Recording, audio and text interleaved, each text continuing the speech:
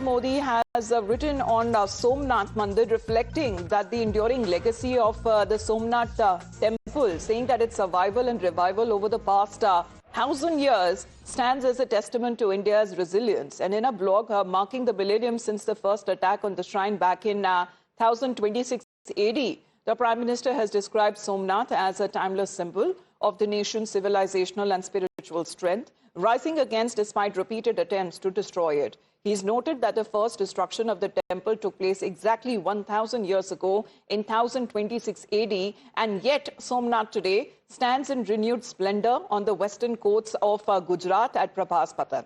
Now, describing Somnath as an internal proclamation of India's soul, Prime Minister Modi, who is also the head of the Somnath Temple Trust, highlighted its place as the first of the 12 jyotirlings that is mentioned in the Dwadash Jyotirling Stotam. Let's connect with Pragya on this. Pragya, 2026 marking a millennium since the first attack by Mahmud of Ghazni. The Prime Minister now today writes that the temple's survival itself reflects India's religion, and also talking about how India has continued to endure its spiritual strength. Absolutely, it marks the millennial since the Somnath Temple came under attack, and in fact there has been several attacks, not just one, Amita. And in fact, Prime Minister in his blog writes about how this Somnath does not end in medieval history, but it extends powerfully into the modern Indian history as well. Sardar from Hilyabai Holkar to Sardar Vallabhbhai Patel played a decisive role in ensuring that the Jyotirling sustains, and in fact it is being protected.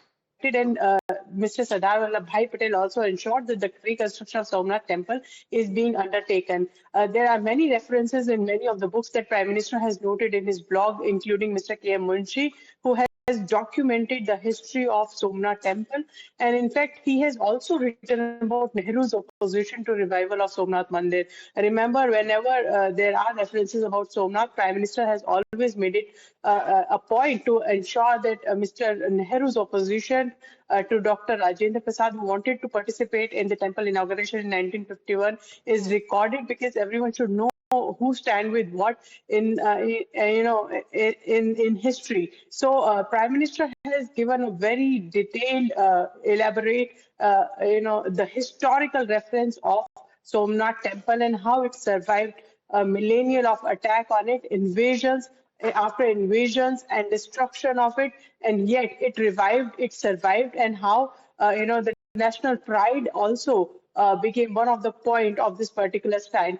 Prime Minister also says that Somnath today stands today not merely as a reconstructed temple, yes, but as a civilizational statement etched in stone and faith. This is also the glory and pride that Prime Minister speaks about when it comes to culture, when it comes to our religious beliefs.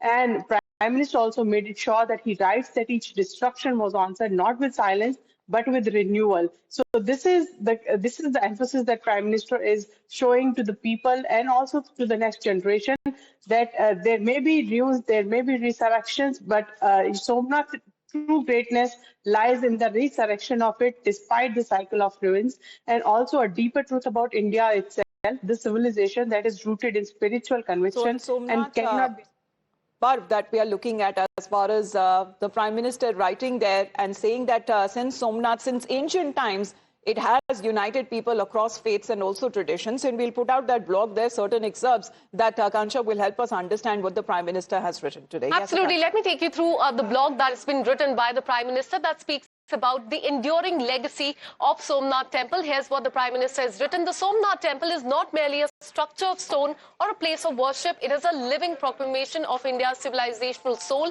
ancient beyond memory, repeatedly assaulted yet never, in fact, destroyed. From Mahmud of Ghazni to Aurangzeb, the shrine was targeted time and again, not simply to destroy a temple, but to shatter the civilizational confidence of the Hindu society. So right here, in fact, he has quoted the historical context, given that context as well, going on to say that how, in fact, K.M. Munshi has, here recorded that Mahmud of Ghazni began his march towards Somnath on October 18th, 1025, and he also went on to say that in 1299 AD, Khilji General Alaf Khan again destroyed the shrine, carrying fragment to Delhi. Once more, Hindu ruler rebuilt it once again. Then in 1394, Muzaffar Khan, a governor of Gujarat, again destroyed the temple. Some sort of shrine must have been built again. In 1459, Mahmud Begda, in fact, desecrated this temple once again. In 1669, the Prime Minister goes on to say that the temple nevertheless continued to function as a sacred shrine of Hindus when Aurangzeb ordered its demolition along with other Hindu shrines in the country. So this is the historical context that the Prime Minister has given, once again saying that Queen, recognizing the sacred continuity, built a new temple in 1783. Yes. And this, the Prime Minister is saying, is a blood-stained chronicle of Somnath, century marked by destruction and renewal, through which the temple comes to embody the reconstruction of Bharat itself, while the invaders who sought Somnath and have now become mere footnotes in the history, the glory of the shrine continues to grow, is the observation by the Prime Minister. But most importantly, what he has mentioned here is that time and again the shrine was targeted, and not simply that was to destroy the temple, but that was to shatter the civilizational confidence of the Hindu society. All right. Thank you, Akansha, for that. But Pragya, as far as in today's context as well, Prime Minister has says that Somnath holds the same ability when it comes to awakening something profound within mind and soul, saying that thousands of years ago, when the first attack happened, the sea at Somnath still roars with the same intensity as it did back then, and the waves of the shores of Somnath tell a different story. No matter what it is like that, it kept rising again and again.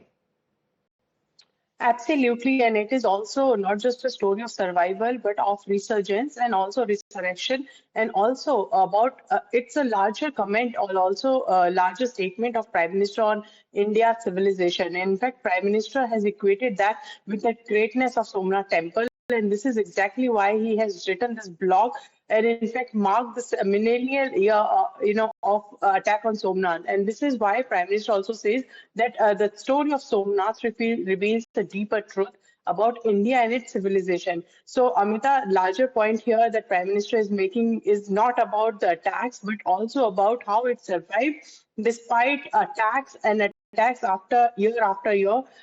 We, as Akansha has also read out the attacks that Somnath had also endured. The Prime Minister also has listed many of the great leaders and also the thinkers while writing this blog, be it K. Munshi, who has a book on Somnath, and also Swami Vivekanand, who had also written about it, noting that how these temples were the marks of 100 attacks and also 100 regenerations, continually springing up, from the ruins and rejuvenated and strong. So this is the larger message that Prime Minister is giving through his blog. And no matter who had come, who had attacked us, who had ruined us, we as Indian civilization has always nobody could break the spirit of Somnath.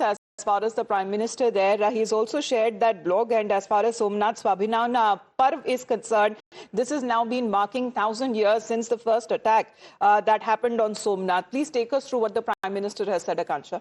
And just a while back, in fact, Prime Minister has posted this on social media. Jai Somnath, 2026 marks 1,000 years since the first attack on Somnath took place. Despite repeated attacks, subsequently, Somnath stands tall. This is because Somnath's story is about the unbreakable courage of countless children of Bharat Mata who protected our culture and civilization. And here he goes on to say that this is my op-ed on the issue, and he has posted the link on his website, NarendraModi.in, that talks about the enduring legacy of the Somnath Temple, how it was attacked in the last 1,000 years.